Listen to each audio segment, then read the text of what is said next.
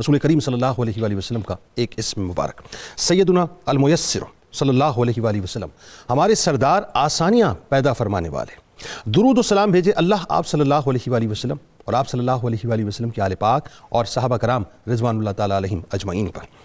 حضرت ابو ہریرہ رضی اللہ تعالیٰ عنہ سے روایت ہے کہ اللہ صلی اللہ علیہ وآلہ وسلم نے ارشاد فرمایا کہ دین بہت آسان ہے، بہت آسان ہے، اور جو شخص دین میں سختی پیدا کرے گا تو اللہ تبارک و تعالیٰ اس پر دین کو غالب کر دے گا، پس تم لوگ میانہ روی اختیار کرو اور اعتدال کے قریب رہو اور خوش ہو جاؤ کہ تمہیں ایسا دین ملا ہے جو نہایت آسان ہے۔ آپ صلی اللہ علیہ وآلہ وسلم نے مزید فرمایا کہ صبح دوپہر اور رات کے کچھ حصے میں عبادت کے ذریعے اللہ سے مدد مانگا کرو۔ ناظرین کرام، آپ جانتے ہیں کہ یہ ربیع الثانی کا مہینہ ہے اور مستقل ماشاءاللہ ایک ایسی ہستی کا ذکر خیر ہو رہا ہے کہ جن کا ذکر کر کے دراصل ہم اپنے لیے رفعت تلاش کر رہے ہیں۔ حضور غوث الاعظم، غوث الثقلین، امام الطرفین، امام النقا، تاج الاصفیاء، قطب ربانی، شہباز لامکانی، رہبر شریعت و طریقت، ناصر سنت، سید الزاہدین، رہبر عابدین، قطب الاقطاب، غوث سمدانی، شیخ عبد القادر جیلانی رضی اللہ تعالیٰ عنہ۔ ناظرین، ایک ایسی ہستی ہیں کہ میں جب بھی شیخ عبد القادر جیلانی رضی اللہ تعالیٰ عنہ کا تذکرہ کرتا ہوں، آپ یقین مانیے مجھے یہ کہنا پڑتا ہے کہ بہت ادب کا معاملہ ہے ناظرین، بہت ادب کی منزلیں ہیں۔ ظاہر ہے جن کی آمد سے پہلے جن کی آمد کی بشارتیں دی گئی ہوں، اور دینے والے کوئی اور نہ ہو ناظرین بلکہ رسول کریم صلی اللہ علیہ وآلہ وسلم ہوں، جن کی تشریف آوری سے پہلے اولیاء کرام نے ان کی آمد کی بشارتیں دی ہوں ناظرین، اور ان کی آمد کے بعد اولیاء کرام ان کے سامنے سر تسلیم خم کر کے بیٹھے ہوں ادب کے ساتھ ناظرین، تو سوچیے ان کا مقام کیا ہوگا کہ حضرت شیخ عبد القادر جیلانی رضی اللہ تعالیٰ عنہ کی ولادت سے 6 سال قبل حضرت شیخ ابو احمد عبداللہ بن علی بن موسیٰ نے فرمایا کہ میں گواہی دیتا ہوں کہ ان قریب ایک ایسی ہستی آنے والی ہے جس کا فرمان ہوگا کہ میرا قدم تمام اولیاء اللہ کی گردن پر ہے۔ اسی طرح سے حضرت خواجہ معین الدین چشتی رحمۃ اللہ علیہ، نائب رسول فی الہند، خواجہ خواجگان، آپ فرماتے ہیں کہ حضور غوث الاعظم دستگیر حضرت شیخ عبد القادر جیلانی رضی اللہ تعالیٰ عنہ صدق و صفا میں سیدنا صدیق اکبر رضی اللہ تعالیٰ عنہ کی طرح ہیں، آپ عدل میں فاروق اعظم رضی اللہ تعالیٰ عنہ کی طرح ہیں، آپ حیا میں حضرت عثمان بن عفان رضی اللہ تعالیٰ عنہ کی طرح ہیں، اور آپ جود و سخا میں مولا کائنات مولا علی کرم اللہ وجہ الکریم رضی اللہ تعالیٰ عنہ کی طرح ہیں۔ حضرت خواجہ بہاؤالدین زکریا ملتانی رحمۃ اللہ علیہ فرماتے ہیں کہ آپ رضی اللہ تعالیٰ عنہ اقطاب کے زمانے کے کتب اور شہباز لامکاں میں بے کسوں پر مہربان اور شفیع المذنبین کے نائب ہیں۔ سلسلہ نقشبندیہ کے بانی حضرت بہاؤالدین نقشبند رحمۃ اللہ علیہ ناظرین فرماتے ہیں کہ بادشاہ ہر دو عالم شاہ عبد القادر است، سرور اولاد آدم شاہ عبد القادر است، آفتاب و مہتاب و عرش و کرسی و قلم، نور قلب از نور اعظم شاہ عبد القادر است۔ اسی طرح سے ناظرین حضرت شہاب الدین عمر سہروردی رحمۃ اللہ علیہ کا ارشاد ہے کہ شیخ عبد القادر جیلانی رضی اللہ تعالیٰ عنہ بادشاہ طریقت ہیں اور موجودات میں تصرف کرنے والے تھے، اور من جانب اللہ آپ کو تصرف و کرامتوں کا ہمیشہ اختیار رہا ہے۔ اسی طرح سے حضرت سلطان باہو رحمۃ اللہ علیہ فرماتے ہیں کہ حضور غوث الاعظم دستگیر حضرت شیخ عبد القادر جیلانی رضی اللہ تعالیٰ عنہ اصفیاء کے باغ میں سرو کی مانند ہیں اور مجلد نبوی صلی اللہ علیہ وآلہ وسلم کی شمع ہیں، اور حضرت علی رضی اللہ تعالیٰ عنہ کی آنکھوں کی ٹھنڈک ہیں، اسی واسطے محبوب سبحانی ہیں۔ اسی طرح سے ناظرین حضرت شیخ عبد الحق محدث دلوی رحمۃ اللہ علیہ فرماتے ہیں کہ غوث اعظم رضی اللہ تعالیٰ عنہ راہ یقین کی دلیل ہیں اور یقیناً دین کے اکابرین رہنما کے رہنما ہیں، یعنی رہنماؤں کے رہنما ہیں۔ اسی طرح سے ناظرین کرام ایک اور بڑا خوبصورت سا قول ملتا ہے جو کہ حضرت امام یافعی رحمۃ اللہ علیہ کا فرماتے ہیں کہ شرق تا غرب پوری دنیا میں علماء، فقہا، محدثین، صلحاء اور اہل علم کی کثیر جماعت اطراف و اطناف سے چل کر آتی ہے اور آپ کی مجلس میں یعنی زندگی بھر رہتے ہیں، علم حاصل کرتے ہیں، حدیث لیتے ہیں، سماع کرتے ہیں، اور پھر دور دراز تک علم کا فیض پہنچتا ہے۔ امام یافعی رحمۃ اللہ علیہ فرماتے ہیں کہ سیدنا غوث الاعظم رضی اللہ تعالیٰ عنہ کا قبول عام اتنا وسیع تھا کہ آپ کی کرامات ظاہرہ اتنی تھیں کہ اول سے آخر کسی ولی اللہ کی اتنی کرامات اس مقام تک نہیں پہنچی ہیں۔ بس آخری جملہ ادا کر رہا ہوں ناظرین کہ علامہ ابن تیمیہ کا حضور غوث الاعظم دستگیر رضی اللہ تعالیٰ عنہ سے اظہار عقیدت کچھ اس طرح سے ہے کہ آپ فرماتے ہیں کہ آپ کتب العارفین ہیں، یعنی سارے عارفوں کے اولیاء کے کتب ہیں۔ آئیے بات کا آغاز کرتے ہیں اور تعارف کرواتے ہیں اپنے مہمانان سے اور پوچھتے ہیں صاحب آج کے بڑا مشکل ہوتا ہے ناظرین، بڑا مشکل ہوتا ہے کسی کی ذات کو تسلیم کرنا، کجا اس کے کہ جب آپ اسی یوں سمجھ لیجئے کہ راستے کے مسافر ہوں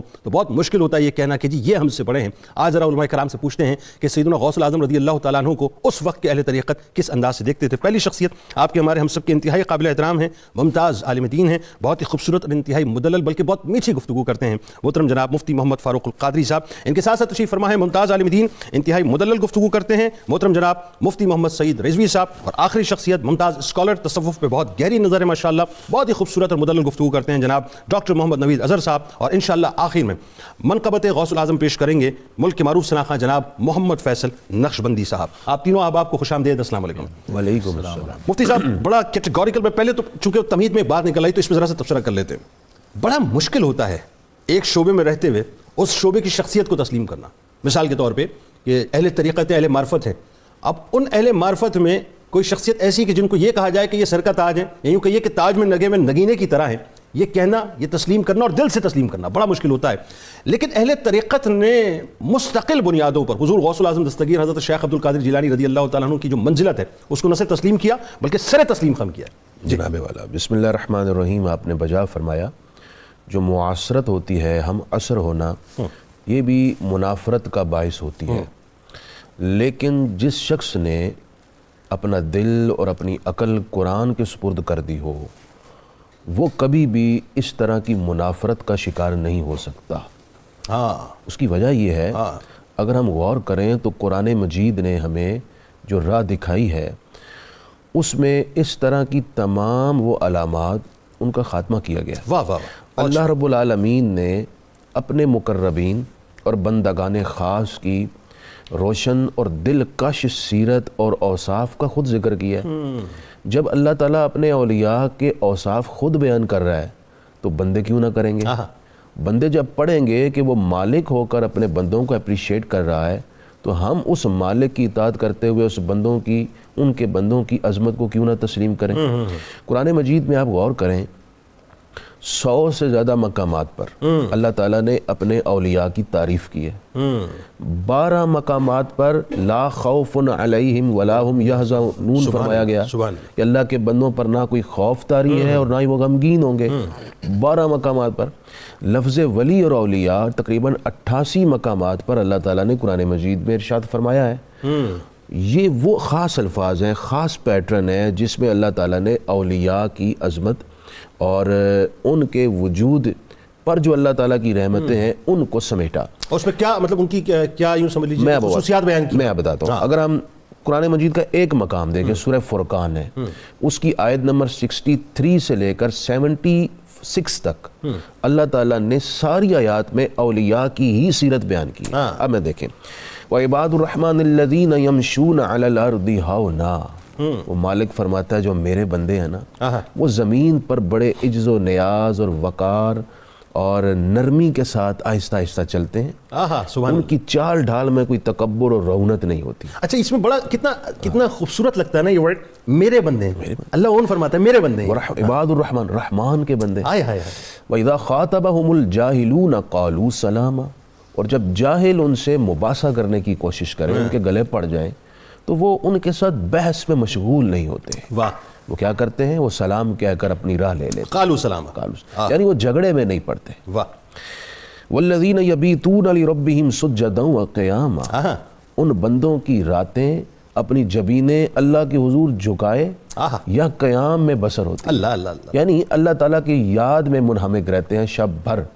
اسی آیت کے پیٹرن میں آپ حضور غوث الاعظم کو دیکھیں، میں نے اس حجرہ پر نور کی زیارت کی ہے جہاں حضور غوث الاعظم نے 15 سال تک روزانہ رات کو 2 نفلوں کے اندر پورا قرآن پڑھا۔ ماشاءاللہ۔ اچھا، آپ خود تشریف لے گئے وہاں؟ حضور غوث الاعظم کے مزار اقدس کے بالکل ساتھ ہی وہ جہاں آپ عبادت کرتے تھے وہ حجرہ پر نور موجود ہے، وہاں تو کیفیات اور انوار ہی کچھ اور ہے۔ اللہ، جیسے ہی آپ داخل ہوتے ہیں آپ کو محسوس ہوتا ہے آپ کسی اور جہان میں آ گئے، اللہ اللہ اللہ، اس کائنات سے باہر نکل گئے۔ ایسے انوار اور تسکین سے لبریز کیفیات ہیں۔ اللہ، تو 15 سال 15 برس روزانہ ایک قرآن، اور وہ بھی نوافل میں، اور وہ بھی 2 نفل۔ اسی طرح حضور غوث الاعظم نے 40 سال سال تک روزانہ عشاء کے وضو سے فجر کی نماز ادا فرمائے۔ اللہ، والذین یبیتون لربهم سجدا وقیاما، ٹھیک، یوں ہی والذین یقولون ربنا اصرف عنا عذاب جہنم ان عذابها کان غراما، اور وہ بندے عرض کرتے ہیں کہ اے پروردگار ہم سے جہنم کا عذاب پھیر دے، بے شک جہنم کا عذاب گلے کا پھندا ہے۔ اب یہ اللہ تعالیٰ کے بندوں کے اوصاف میں ایک نمایاں بات ذکر کی جا رہی ہے کہ باوجود اس کے کہ اللہ کے مقرب ہیں لیکن وہ اللہ تعالیٰ کے ڈر اور خوف سے بے نیاز نہیں ہو جاتے۔ اللہ، وہ عبادات کے باوجود اپنے رب کے خوف اور ڈر سے کانپتے ہیں اور اس کے غضب سے پناہ مانگتے ہیں کہ مالک ہمیں اپنے غضب کا شکار نہ کرنا۔ لہٰذا اللہ کا ولی کبھی بندے کو قبر اور جہنم کے خوف سے بے نیاز نہیں کرتا۔ حضور غوث اعظم فرمایا کرتے تھے کہ اگر میں اس دنیا سے ایمان پر گیا تو وہ دن عبد القادر کے لیے عید کا دن ہو۔ اللہ اکبر۔ اب یہاں میں قطع کلام کی معذرت اور بات آگے بڑھاتے ہیں، اتنا بڑا جملہ، یعنی اتنی بڑی شخصیت، اتنا بڑا مقام، اور اس کے باوجود بھی یہ عالم عاجزی اور انکساری کا اور خوف کا۔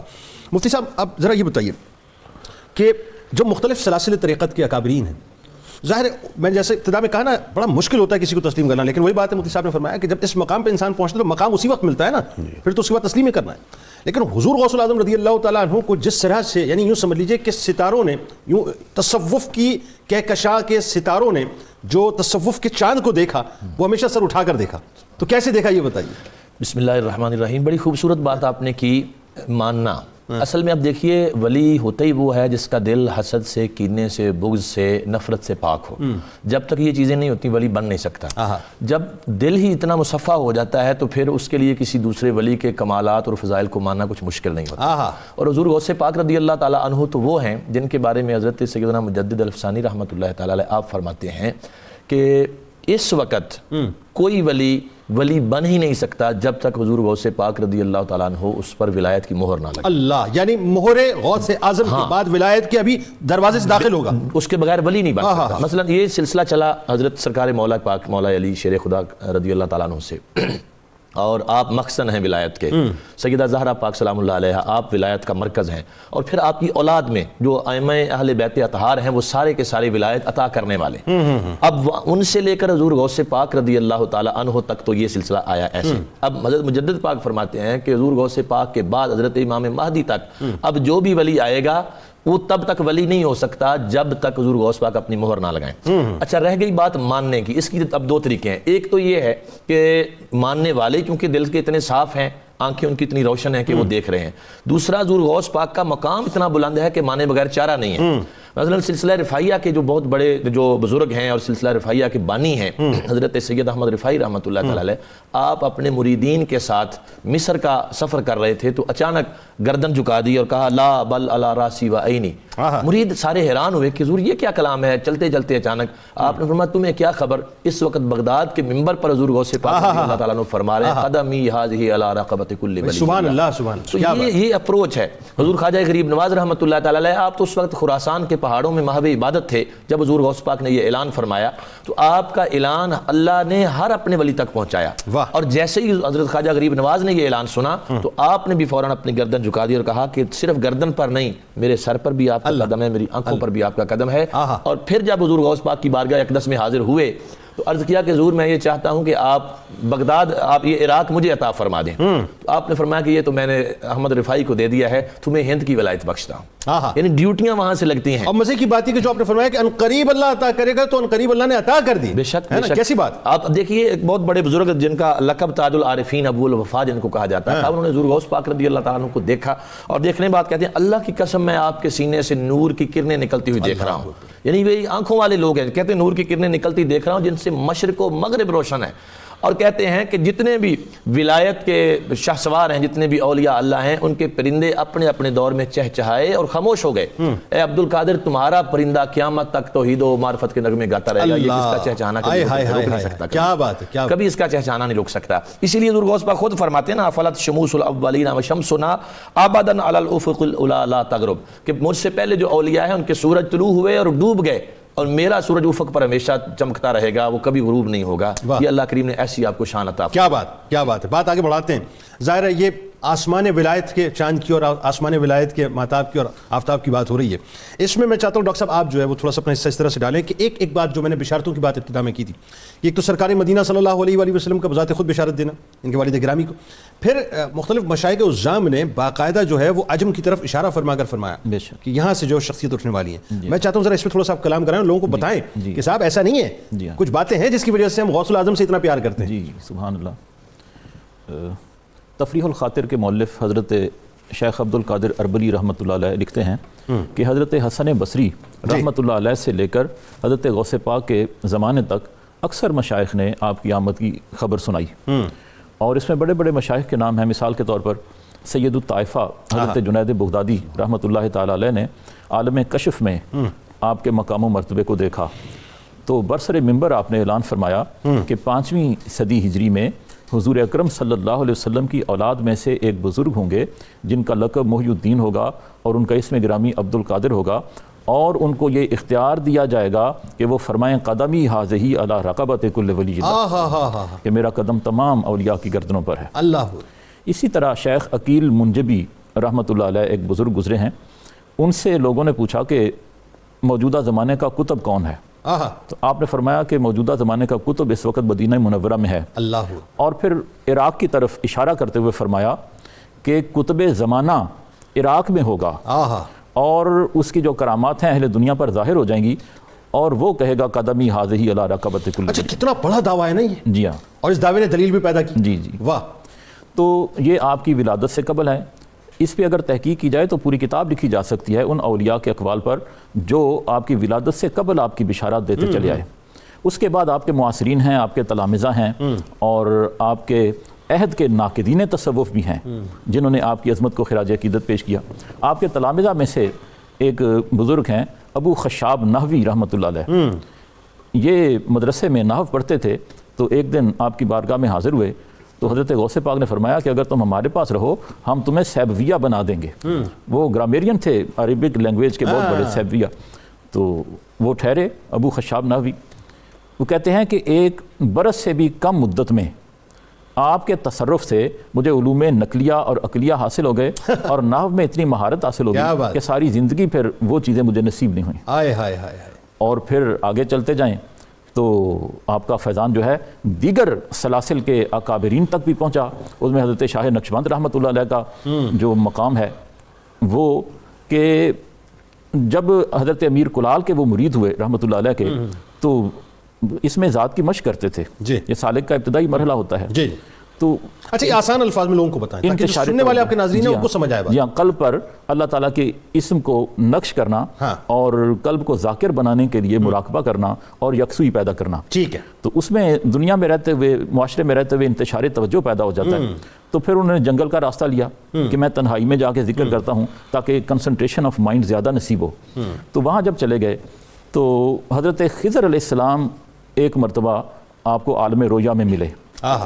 انہوں نے فرمایا کہ تم حضرت غوث پاک رحمۃ اللہ علیہ سے استمداد کرو، وہ تمہاری مشکل آسان کریں گے اور اس مزاج کو تمہارے قلب پر نقش کر دیں گے. تو اس طریقے کے مطابق جب آپ نے استغاثہ کیا حضرت غوث پاک کی بارگاہ میں تو آپ تشریف لائے خواب میں اور آپ نے اس میں ذات القاء کیا اور آپ کے سینے کی طرف اپنے ہاتھ کا اشارہ کرتے ہوئے وہ اپنی روحانی قوت کے ساتھ اس میں ذات کا نقش آپ کے قلب پر جما دیا. تو پھر حضرت شاہ نقشبند فرماتے ہیں کہ یہ کیفیت ہوگی کہ ظاہر اور باطن اس میں ذات کے ذکر سے معمور ہو گیا. میں جس چیز کی طرف دیکھتا مجھے اللہ ہی لکھا ہوا نظر. اللہ. اب حضرت مجدد الفسانی رحمۃ اللہ علیہ کا مکتوبات شریف میں دیکھیں خراج عقیدت، خواجہ محمد ہاشم کشمی رحمۃ اللہ علیہ کے نام آپ نے ایک مکتوب لکھا ہے.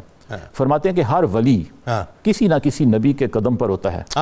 میں حضرت موسیٰ علیہ السلام کے قدم پر ہوں اور حضرت غوث پاک رحمۃ اللہ علیہ حضور اکرم صلی اللہ علیہ وسلم کے قدم پر ہے. ماشاءاللہ. اور یہ تو ان کا شعر بھی ہے نا حضرت غوث پاک کا، وَكُلُّ وَلِي لَهُ قَدَمٌ وَإِنِّي عَلَىٰ قَدَمِ النَّبِي بَدْرِ الْكَمَالِ. ہر ولی کسی نہ کسی نبی کے قدم پر ہے اور میں بدر کمال حضور اکرم صلی اللہ علیہ وسلم کے نقش قدم پر. اللہ سبحان اللہ. تو حضرت سلطان باہو رحمۃ اللہ علیہ نے تو اپنی شاعری میں خراج عقیدت پیش کیا نا. 2-3 ابیات ہیں ان کے. ایک تو بغداد کی مدح میں ہے، بے بغداد دی کیا نشانی، اونچیاں لمیاں چیراں ہوں. کیا بات. چیراں مینار ہیں، مساجد ہیں.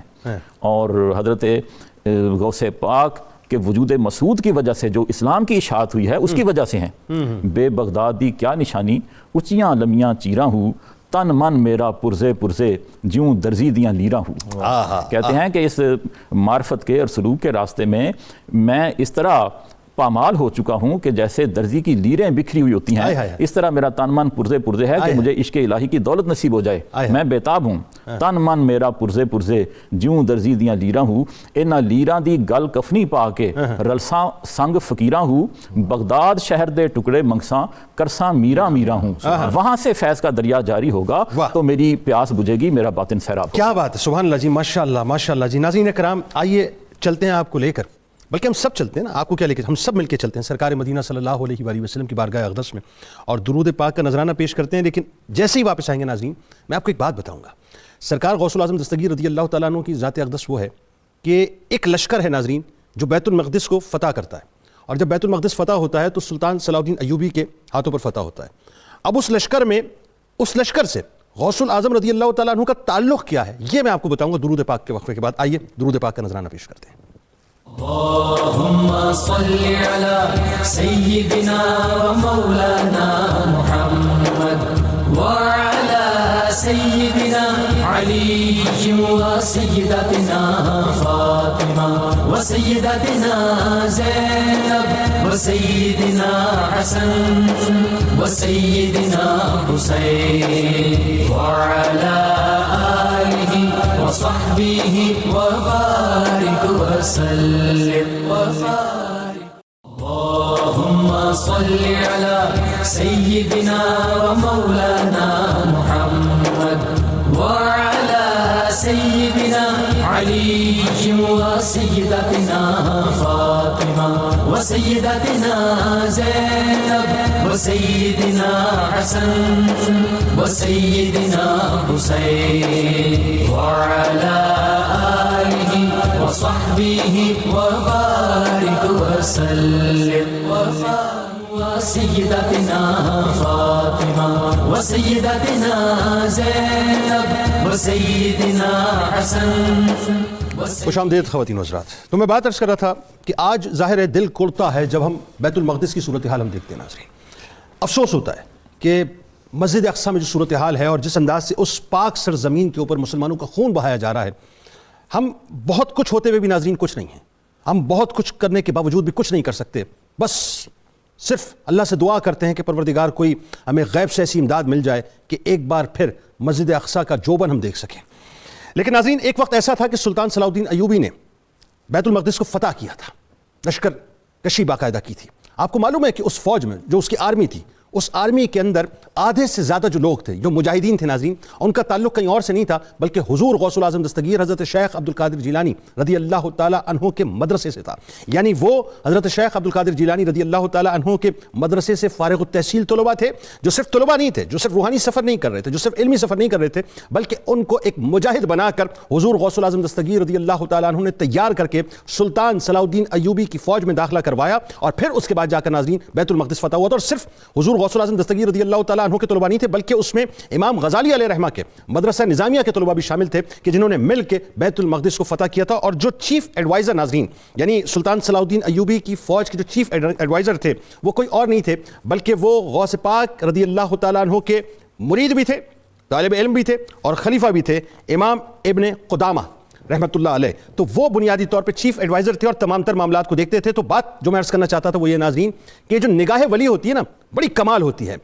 بیت المقدس کی فتح تو سب کو پتہ ہے، سلطان صلاح الدین ایوبی کا کردار تو سب کو پتہ ہے، لیکن اصل حقیقت بہت کم لوگوں کو معلوم ہے کہ وہ ولی کی نگاہ تھی، وہ طاقت تھی روحانی طور پہ جو حضور غوث الاعظم کی تھی، جو پیچھے کام کر رہی تھی، کہ جس نے بیت المقدس کی فتح میں ایک بہت بڑا بلکہ سب سے زیادہ اہم کردار ادا کیا تھا۔ آئیے صاحب وہیں سے کنیکٹیوٹی جوڑتے ہیں مفتی صاحب، اور بات چونکہ قرآن کی آپ فرما رہے تھے، غوث اعظم کی شان ظاہر ہے جو بیان کرنے کے حوالے سے جو مشائخ جہاں کے جو کردار ہے یا ان کا جو ارشادات ہیں وہ کیا ہے بنیادی طور پہ، اس پہ تھوڑا سا کلام فرمائیں، لیکن ساتھ ساتھ یہ جو ریلیونس ہے میں چاہتا ہوں اس واقعے پہ بھی آپ تھوڑا سا تبصرہ فرمائیں کہ ایک تو ارشادات مشائخ عظام کے، لیکن ساتھ ساتھ جو مختلف فتوحات ہمیں دنیا بھر میں نظر آتی ہیں، لیکن خاص طور پہ جو بیت المقدس کی بات ہے اس میں بہت بڑا کردار غوث الاعظم دستگیر رضی اللہ تعالیٰ عنہ کا ہے۔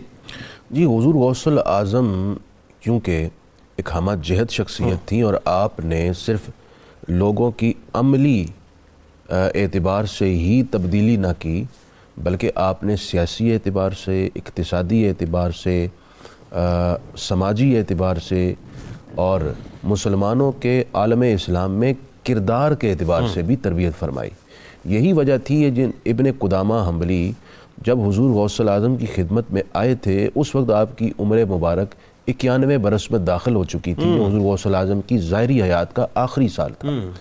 تو ابن قدامہ حنبلی نے تربیت پائی صرف 1 سال، پھر وہ چیف آرگنائزر بنے سلطان صلاح الدین ایوبی کی فورس کے، اور اس میں نصف سے زیادہ حضور غوث الاعظم کے براہ راست تربیت یافتہ تلامذہ تھے جو فوج کا حصہ تھے۔ ابن قدامہ حنبلی کہتے ہیں کہ حضور غوث الاعظم سے ہم نے صرف تصوف اور روحانیت نہیں بلکہ ہر علم پڑھا، بلکہ آپ فرماتے ہیں کہ میں نے جو 1 سال غوث الاعظم کی بارگاہ میں گزارا، یہ میری زندگی کے تمام سال ایک طرف اور یہ 1 سال ایک طرف ہے جو میں نے آپ کی خدمت میں گزارا اور تربیت کے انوار حاصل کیے۔ ایک بزرگ ہیں شیخ علی بن ابو العباس، یہ حضور غوث الاعظم کی مجلس میں بیٹھا کرتے تھے۔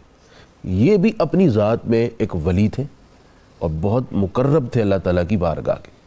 فرماتے ہیں میں حضور غوث الاعظم کے مدرسہ میں بیٹھا ہوں اور مجلس لگی ہے تو مجھ پر ایک کیفیت طاری ہو گئی۔ میں نے خواب دیکھا کہ بڑے بڑے اولیاء بیٹھے ہیں، امامہ ہے، امامے کے اوپر چادر ہے، کسی کے امامے کے اوپر 2 چادریں ہیں، کسی کے امامے کے اوپر 3 چادریں ہیں۔ خواب میں دیکھا تو کہتے میں نے صرف ایک ہستی تھی جن کے امامے کے اوپر 3 چادریں دیکھی، اور وہ حضور غوث الاعظم تھے۔ اللہ! اب میں خواب میں ہی سوچ رہا ہوں کہ باقی کے سروں پر 1 یا 2 ہیں، غوث الاعظم کے سر پر 3 چادریں کیوں ہیں؟ جی فرماتے ہیں کہ میری آنکھ کھلی تو سامنے غوث الاعظم کھڑے ہوئے تھے۔ فرمانے لگے وہ جو 3 چادریں دیکھی ہیں نا، ان میں سے ایک چادر شریعت کی ہے، دوسری حقیقت کی ہے، اور تیسری عظمت کی ہے۔ اللہ! شیخ اکبر محی الدین ابن عربی فتوحات مکیہ میں فرماتے ہیں کہ بغداد میں تشریف فرما غوث الاعظم وہ ہیں کہ تمام اولیاء، اوتاد، ابدال، اقطاب سب کے سب آپ کے زیر نگین اور زیر فرمان اور تابع فرمان۔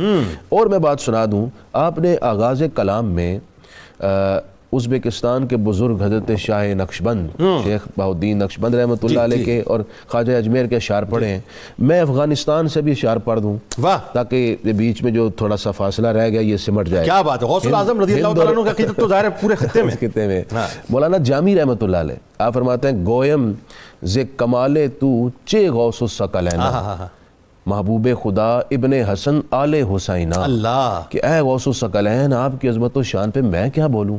مولانا جامی کہہ رہے ہیں میں کیا بات کروں، آپ تو خدا کے محبوب ہیں، اللہ! آپ ابن حسن اور آل حسین ہیں۔ اللہ! اسی طرح ہندوستان سے ہی حضرت مخدوم علی احمد صابر کلیری اور چشتی رحمۃ اللہ علیہ آپ فرماتے ہیں، صابر کلیر شریف، جی، من آمدم ببیش تو سلطان عاشقاں، ذات تو ہست قبلہ ایمان عاشقاں۔ اللہ! کہ حضور میں آپ کی خدمت میں حاضر ہوں، آپ سلطان عاشقاں ہیں، اللہ، اور آپ کی ذات اہل عشق کا قبلہ ہے، یہ آپ نے فرمایا۔ اسی طرح 2 میں حوالے ضرور کوٹ کرنا چاہوں گا۔ ایک حاجی امداد اللہ مہاجر مکی رحمۃ اللہ جو تمام مکاتب فکر کیا بات، بڑے معزز، محترم، مکرم ہیں اور عزت کی نگاہ سے دیکھے جائے۔ آپ فرماتے ہیں خدا وندہ بحق کے شاہ جیلاں، محی الدین غوث و قطب دوراں۔ یا فرمایا اسی طرح حضرت خواجہ گیسو دراز بندہ نواز چشتی رحمۃ اللہ علیہ آپ بڑی خوبصورت بات کرتے ہیں، اور دیکھیں کس طرح بڑے بڑے نامور اولیاء نے غوث الاعظم کے حضور عجز کا اظہار کیا، کہنے کہ یا قطب ماں، یا غوث اعظم، یا ولی روشن ضمیر۔ اب اگلا مصرع سنیے، بندہ درماندام، بندہ درماندام جز تو نہ دارم دستگی۔ حضور میں تو بڑا عاجز بے کس ہوں، آپ کے علاوہ میرا کون ہے؟ میرا ہاتھ پکڑ لیں، مجھے سنبھال لیں۔ اور آخر میں حضرت خواجہ نظام الدین اولیاء کی بات کر کے بات سمیٹ رہا ہوں۔ فوائد الفوائد میں ہے کہ حضور غوث حضرت خواجہ نظام الدین اولیاء محبوب الہی رحمۃ اللہ علیہ اپنی مجلس میں حضور غوث الاعظم کی شان پر تقریر کر رہے تھے۔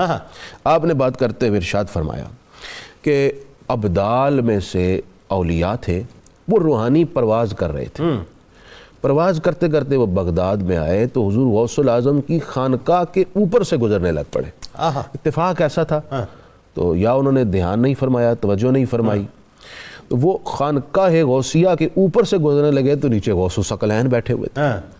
اب وہ عین اوپر آتے اس سے پہلے ہی وہ دھڑام سے غوث الاعظم کے خانقاہ کے صحن میں آ گئے، اور جب انہوں نے دیکھا سامنے غوث الثقلین بیٹھے، اور یہ وجہ تھی ہمارے گرنے کی، ہماری پرواز کے رکنے کی، کہ غوث الثقلین کے اوپر سے گزرنے لگے، بے ادبی ہو سکتی۔ انہوں نے پھر حضور غوث الثقلین سے وہاں معافی طلب کی، ان کا جو روحانی مقام تھا وہ فوراً سلب ہو چکا تھا محض اس وجہ سے کہ آپ کے اوپر سے گزرنے لگے۔ غوث الثقلین نے ان پر کمال شفقت فرمائی اور انہیں ان کے روحانی مدارج واپس عطا فرمائے۔ اس کے بعد خواجہ نظام الدین اولیاء فرمانے لگے بات دراصل یہ ہے کہ روحانیت اور ولایت کے مرکز حضور غوث الثقلین ہے، کوئی ان کو بائی پاس نہیں کر سکتا۔ اللہ اللہ اللہ۔ بس ایک جملہ مجھے کہنے دیجئے گا، اعلیٰ حضرت امام احمد رضا خان صاحب رحمۃ اللہ علیہ نے ایک شعر میں خوبصورت بات کہی کہ مثلش گر از اہل قرب جوئی گوئی، عبد القادر مسیل عبد القادر۔ آپ فرماتے ہیں اگر کوئی پوچھے نا کہ دنیائے ولایت میں عبد القادر کے غوث الثقلین کے مثل کوئی ہے، تو آپ اسے کہہ دیجئے گا کہ عبد القادر اپنی مثل آپ ہے۔ سبحان اللہ سبحان اللہ۔ مفتی صاحب اب یہ بتائیے کہ ظاہر ہے چونکہ یہ اکابرین امت کے حوالے سے بات ہو رہی ہے اور مشائخ عظام کے حوالے سے بات ہو رہی ہے، آپ کیسے دیکھتے ہیں کہ جو عقیدت کے نذرانے حضور غوث الاعظم کی بارگاہ میں پیش کیے جاتے رہے، پیش کیے جا رہے ہیں اور پیش کیے جاتے رہیں گے، اس میں اضافہ ہی ہے، کمی تو کہیں نظر نہیں آتی؟ جی اچھا، اس میں دیکھیے آپ جتنے بھی سلاسل کے اکابرین گزرے ہیں ہماری امت کے، جو بڑے ہیں اللہ تبارک و تعالیٰ کی بارگاہ کے مقرب ہیں، جیسا کہ پہلے بھی میں نے عرض کیا، تو ابھی جو سلسلہ سہروردیہ کے سرخیل ہیں، حضرت شیخ شہاب الدین سہروردی رحمۃ اللہ تعالیٰ، ان کے چچا تھے شیخ ابو النجیب، وہ حضور غوث پاک کے مرید تو نہیں تھے لیکن بے انتہا عقیدت رکھتے تھے اور آپ کی مجلس میں جاتے تھے اور گھارا کے ظاہر باتیں بھی کرتے تھے۔ تو یہ کہتے ہیں شیخ شہاب الدین سہروردی کہتے ہیں کہ میں 14 سال میری عمر ہو گئی اور 14 سال میں تمام علوم عقلیہ و نقلیہ پڑھ کے فارغ ہو گئے، سارے علوم پڑھ لیے۔ کہتے ہیں میں اپنے چچا سے کہتا کہ آپ اتنی عقیدت کا اظہار ان سے کرتے ہیں، تو انہوں نے کہا کہ چلیں میں آپ کو کسی دن لے کے جاؤں گا ان کے پاس۔ تو یہ 14 سال کی عمر میں لے کر حضور غوث پاک کے پاس گئے، تو حضور غوث پاک نے پوچھا کہ کیا پڑھا؟ کہا جی میں نے یہ پڑھ لیا۔ آپ نے کچھ سوالات پوچھے تو انہوں نے جواب دیے۔ حضور غوث پاک نے یوں کر کے ان کے سینے پہ ایسے ہاتھ پھیرا، پھر سوال پوچھے تو ان کو کچھ بھی نہیں آیا۔ تو آپ نے فرمایا اچھا، پھر آپ نے دوبارہ ہاتھ پھیرا، تو اب وہ کہتے ہیں کہ پہلا جو علم میرا محو ہو گیا تھا وہ بھی واپس آ گیا، اور اس کے ساتھ باطن کے علوم جو تھے وہ بھی اللہ نے میرے لیے روشن کر دیے۔ اب حضور غوث پاک نے جو جملہ فرمایا، آپ نے فرمایا کہ تختی پر کچھ لکھنے سے پہلے اس کو مٹانا پڑتا، اس کو صاف کرنا پڑتا۔ کیا خوبصورت بات ہے، پہلے صرف ظاہری علوم تھے، اب ہم نے آپ کو باطنی علوم بھی عطا کر، پہلے اس کو اسکریچ کیا، بالکل نئی پلانٹیشن اس کے بعد کی۔ واہ، اب یعنی دیکھیے ایک لمحے کا یہ تصرف ہے، صرف ایک لمحے کا، یعنی جس کے لیے سال ہا سال گزر جاتے ہیں، کتب پڑھتے ہیں، مدارس میں پڑھتے پڑھاتے ہیں، ایک کتاب پڑھنے میں سال ہا سال لگ جاتے ہیں۔ جو فنون کی کتابیں ہیں وہ انہوں نے پڑھی بھی اتنی کمال تھی کہ 14 سال کی عمر میں جب بچے کو بھی ٹھیک سے لکھنا بولنا بھی نہیں آتا تو اس عمر میں وہ پڑھ چکے تھے، اور پھر کمال یہ ہے کہ حضور غوث پاک نے اسی عمر میں اتنا نواز دیا کہ باطن کے جو سارے معاملات تھے وہ بھی صاف کر دیے۔ جبھی تو فرمایا غوث الاعظم نے کہ لوگوں کے دل جو ہیں، قلوب جو ہیں، میرے ہاتھ انگلیوں کے درمیان، بالکل وہ فرماتے ہیں جہاں چاہوں ان کو پھوڑ دوں۔ بالکل۔ اچھا، یہ ابھی ہمارا جو خطہ ہے بر صغیر پاک و ہند کا، اس میں بڑے بڑے جو ممتاز اولیاء آئے اور ان سب کی عقیدت کا لیول بہت بلند ہے۔ حضرت سلطان العارفین کی بات ہو رہی تھی، تو حضرت سلطان العارفین خود مادر ذات ولی ہیں، اور یہ فارسی کا ایک مقولہ ہے کہ ولی را ولی می شناسب، ولی کو ولی ہی پہچان سکتا ہے، عام بندے کو کیا پتا۔ ابھی آج کے دور میں بھی جو لوگ زبان درازی کرتے ہیں اولیاء اللہ پر، ان کے مقامات پر، اور یہ اس طرح کے کچھ ہیں نااہل لوگ جو صرف فیس بک پہ بیٹھ کے اور جناب سوشل میڈیا کا سہارا لے کے نوجوان نسل کو گمراہ کر رہے ہیں، اولیاء اللہ کی کرامات کا انکار کرتے ہوئے بڑے طنزیہ اور بڑے گھٹیا انداز میں کہتے ہیں جی وہ فلاں صحابی نے ایسے کیا، تو اگر ولایت ہوتی تو یہ کر دیتے۔ تو میں نوجوانوں سے یہ کہنا چاہتا ہوں، ایک اولیاء اللہ کی کرامات اور ان کا تصرف، اس پر تو انشاءاللہ دلائل کسی اور پروگرام میں دیں گے۔ اب صرف یہ عرض کرنا چاہتا ہوں، حضور غوث پاک کے ماننے والوں میں اب حضرت سلطان العارفین جو خود مادر ذات ولی ہیں، ان کی ولایت کا عالم یہ تھا کہ ان کے چہرے پہ نگاہ پڑنے سے غیر مسلم مسلمان ہو جاتے، باہر نکلتے تھے تو کفار جو تھے اس وقت کے ہندو اور سکھ وغیرہ جو تھے وہ اپنے آپ کو گھروں میں بند کر لیتے تھے۔ باقاعدہ والدین سے جا کر عرض کیا تھا کہ ان کے نکلنے کا ایک ٹائم مقرر کر، وقت کا میں ایک جملے میں سمجھ لوں۔ تو آپ جو جملہ کہتے ہیں حضور غوث پاک کے بارے میں، کہتے ہیں زبان را شست شو باید با آب جنت الکوثر، کہ حضور غوث پاک کا نام لینے سے پہلے اپنی زبان کو آب کوثر سے دھو کے پھر غوث پاک کا نام۔ سبحان اللہ۔ جی ڈاکٹر صاحب اب یہ بتائیے کہ جو ناقدین تصوف ہیں انہوں نے جو اظہار عقیدت فرمایا غوث الاعظم سے، وہ ذرا اس کے بارے میں تھوڑا سا۔ جی ہاں، یہ ایک کتاب میں لایا ہوں، اس کا پہلے تعارف کروا دوں۔ جی پلیز۔ تاریخ ابن کرم۔ اچھا، یہ ہمارے روحانی دوست ہیں پیر محمد طاہر حسین قادری، ضلع جنگ میں منگانی شریف ہے، اچھا، وہاں کے مشائخ کی اولاد میں سے ہیں، اور انگلینڈ کے سٹی برمنگم میں آج کل مقیم ہیں اور تصریف و تعلیف کا کام کرتے رہتے ہیں۔ کیا بات! یہ 2 جلدوں میں ہے۔ تذکرہ مشائخ قادریہ قطبیہ ہے۔ پہلی جلد میں عراق میں مدفون تمام مشائخ قادریہ کا تعارف کرایا گیا ہے، جس میں ایک بسیط مضمون حضرت شیخ عبد القادر جیلانی رحمۃ اللہ علیہ اچھا، پر ہے۔ ماشاءاللہ۔ اور وہ بزرگ جن کے حالات پہلے عربی کتابوں میں موجود تھے، ان کے حالات انہوں نے جمع کر کے اردو میں منتقل کیے ہیں۔ واہ واہ! اور اس کی جو دوسری جلد ہے وہ پھر پنجاب میں مدفون مشائخ قادریہ جو ان کے سلسلے کے ہیں، اس کا مطلب خزانہ ہی ماشاءاللہ، قطبیہ سلسلہ کے، ان پر مشتمل ہے۔ تو یہ بہت اچھی ہے۔ اس میں ہمارے محققین جو ہیں تصوف کے، پروفیسر ڈاکٹر نظامی صاحب وغیرہ، ان کے مضامین بھی شامل ہیں۔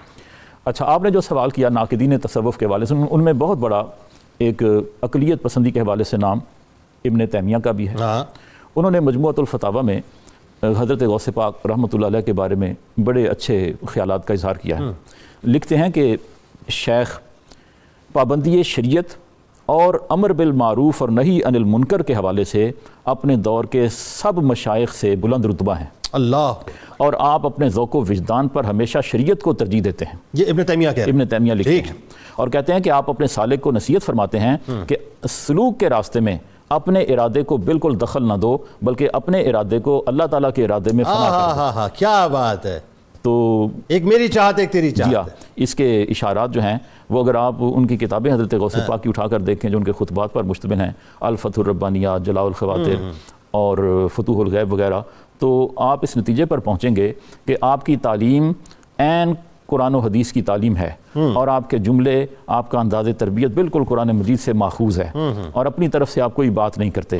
مثال کے طور پر انسان کو سمجھاتے ہوئے کہتے ہیں کہ آج کے دور میں یہ جو جھوٹا لباس پہننے والے اور فقر کا ڈھونگ رچانے والے لوگ ہیں، ان پر غور کرو کہ ان سے پہلے اس طرح کے جو لوگ تھے وہ کہاں چلے گئے، فنا کے گھاٹ اتر گئے۔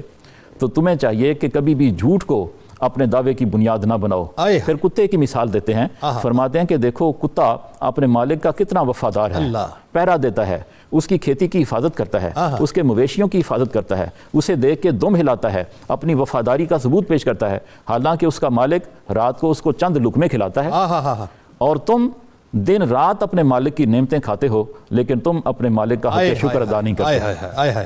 بہت شکریہ آپ تینوں احباب کا، آپ تشریف لائے۔ آئیے جناب، آپ کو لیے چلتے ہیں کتاب الشفا کی جانب، اور آج آپ کو بد ہضمی کا روحانی علاج آپ کو بتاتے ہیں۔ اگر کسی شخص کو ناظرین بد ہضمی کی شکایت ہو تو کھانا کھانے کے بعد تھوڑے سے نمک پر سورہ بنی اسرائیل کی آیت نمبر 105 7 مرتبہ پڑھ کر کھا لیں۔ اب اس میں میری گزارش ہوگی اول و آخر درود پاک ضرور پڑھیں، انشاءاللہ بد ہضمی کی شکایت ختم ہو جائے گی۔ حضور غوث العظم دستگیر حضرت شیخ عبد القادر جیلانی رضی اللہ تعالیٰ عنہ کا قول مبارک ہے کہ تم کسی ایسے شخص کی صحبت اختیار کرو جو حکم خداوندی اور علم لدنی کا واقف کار ہو۔ آج کہ اس موضوع کے حوالے سے اگر آپ کچھ مزید پاتے ہیں تو روزنامہ 92 نیوز میں ضرور آرٹیکل کو دیکھیے۔ اگر ابھی تک آپ نے ٹویٹر پہ ہمیں فالو نہیں کیا ہے تو فوراً سے پیشتر ٹویٹر پہ ہمیں فالو کیجیے۔ اس کے ساتھ ساتھ اگر ابھی تک آپ نے فیس بک پیج کو لائک نہیں کیا ہے تو فیس بک پیج کو ہمارے لائک بھی کر لیجیے، اور اگر ابھی تک آپ نے ہمارے یوٹیوب چینل کو سبسکرائب نہیں کیا تو سبسکرائب بھی کر لیجیے، اور بیل آئیکن کو ضرور پریس کر لیجیے تاکہ ہماری تمام نئی ویڈیوز آپ تک بر وقت پہنچتی رہیں۔ بس جناب، جاتے جاتے آخر میں آپ کو پتہ ہے یہ غوث العظم رضی اللہ تعالیٰ عنہ کا عشق ہو، بات یہ ہے کہ ان تمام محبتوں کا سلسلہ جا کر رکتا وہیں ہے جو دربار مصطفیٰ صلی اللہ علیہ وآلہ وسلم